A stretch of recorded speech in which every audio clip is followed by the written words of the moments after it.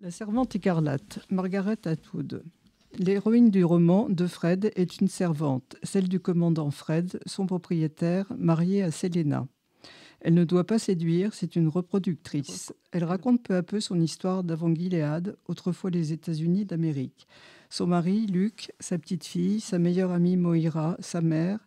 Elle n'a que ses souvenirs pour éviter de sombrer. À Gilead, république totalitaire, où la religion domine, où les femmes sont dévalorisées jusqu'à l'asservissement et réduites à des ventres, il existe plusieurs castes. Les épouses, qui dominent la maison, les Martha, qui entretiennent la maison et s'occupent aussi de la cuisine, les éconofemmes, épouses des hommes pauvres, les tantes, qui endoctrinent les servantes habillées de robes écarlates, et les Jezabel, des prostituées illégales, mais très sollicitées par les commandants. Toutes les autres femmes, trop âgées, stériles, etc., sont déportées dans des colonies où elles manipulent des déchets toxiques. La servante écarlate est une fiction de Margaret Atwood, publiée en 1985 au Canada, suivie en février 1986 par les parutions au Royaume-Uni et aux États-Unis. Il est traduit en français en 1987.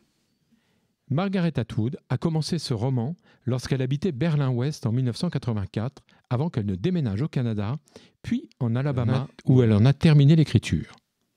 Le livre a été adapté au cinéma par Volker Schlöndorff en 1990, en opéra, en ballet, en bande dessinée et a fait l'objet d'une série télévisée depuis 2017.